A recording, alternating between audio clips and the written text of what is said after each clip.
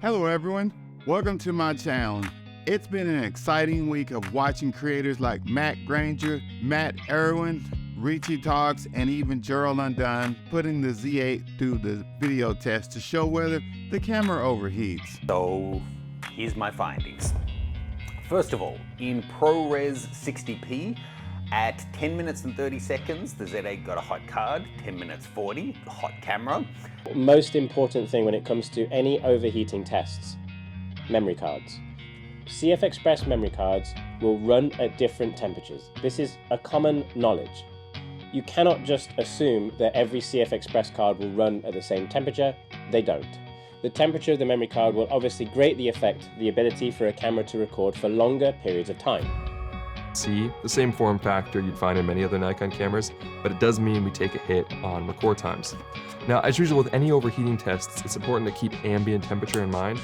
I can offer advice for shooting in a climate-controlled environment or outdoors up to about 24 Celsius or 75 Fahrenheit, but beyond that, your mileage may vary and very likely decrease. After all, there wasn't anything new to talk about between the Z8 and the Z9 that hadn't already been done. Just a few compromises. Hey, I gotta have hot topics. Also in this video, I tell you what the new and old Nikons have in common, and it doesn't rhyme with heat. Wow, I can't believe it. In other news, Nikon wants to produce cinema lenses.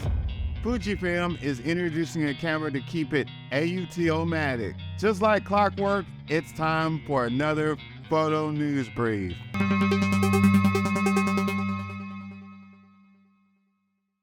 Hello all, I hope you're doing well today. Was Nikon trying to pull a fast one on us with the Nikon Z8? Right now, I'm a little dazed and confused like the rest of you. But as fate goes, I still have a date with the Nikon Z8 at a first look event coming to Texas. It's going to be a little awkward listening to the commenter tiptoe past the overheat issue. Any questions? Does the Nikon Z8 overheat? In our labs, our team didn't experience the incidence of overheating as experienced on social media. Naturally, if users don't follow the set parameters for doing video with the Z8, their experience will vary.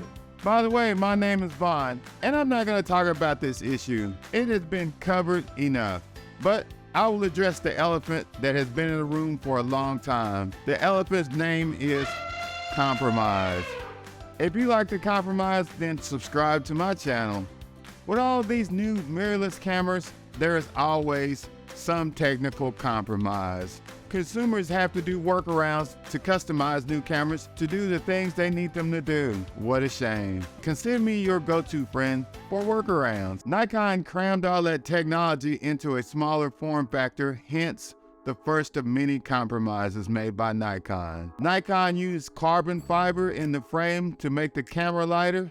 This meant that the smaller body had less heat dissipation. Another issue is memory cards. Nikon intended this camera to be for the prosumer photographer that primarily needs a camera for photography. Video is a distant second. Most photographers like me are in need of a second body for weddings and event photography. Let's look through Nikon's past compromises.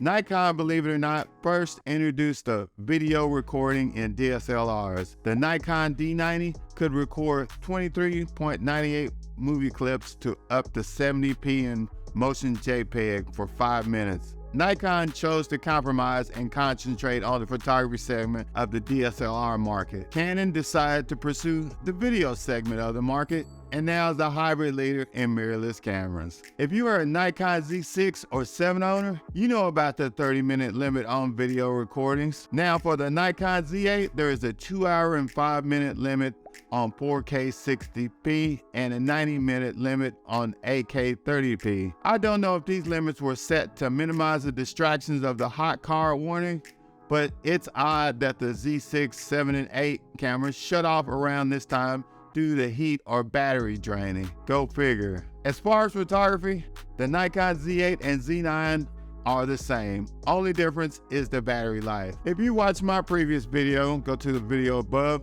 then the battery life shouldn't be an issue if you have other Nikon cameras using the same battery. So let's think about it. Nikon, by making this compromise, puts $75 per battery back into your pocket.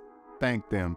If you're like me, I own 3 Nikon batteries for my Nikon Z6 II, and that's a $225 savings. Plus, if you add in the savings using SD cards, you're saving a bundle of the CF Express cards. Most photographers won't need that extra speed in the CF Express cards for the buffer if you're a casual photographer.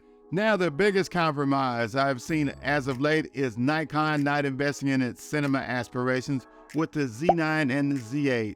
Nikon now has 2 hybrid cinema cameras, but has this many Cine lenses. That's right, 0. Can you believe this business decision on Nikon's part? There are no dedicated video lenses to complement the features of 12-bit ProRes RAW HQ and RAW ProRes 422 HQ. Canon and little old Fujifilm have a collection of cinema lenses. If you are a videographer, Nikon's Z lines lineup won't produce any aesthetically pleasing production. Who put that in there, that word aesthetically?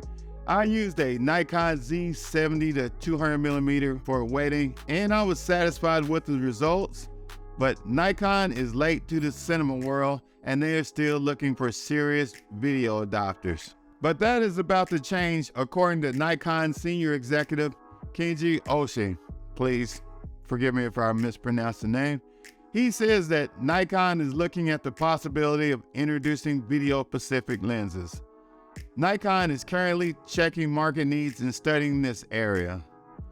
I've heard this before. Videographers have been relying on adapted third-party Cine lenses from Sigma and other vendors to film their videos. Is Nikon's target market videographers who shoot events, interviews, sports, and weddings with their cameras? If you are a cinematographer producing movies, television shows, or commercials, leave some comments. Nikon Z9 and Z8 owners want to know whether their investment will pay dividends in the future if they want to do their own video productions. Now let's talk about the FujiFilm X H2s. This camera will be a budget mirrorless camera for vlogging. This is very popular at this moment.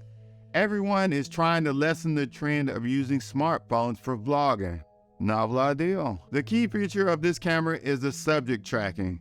According to Fuji rumors, supposedly its subject tracking will be much improved over its higher-end siblings like the X H2s. With this improved subject tracking, the user will use the auto function to let the camera pick the subject and adjust the focus, just like a smartphone camera.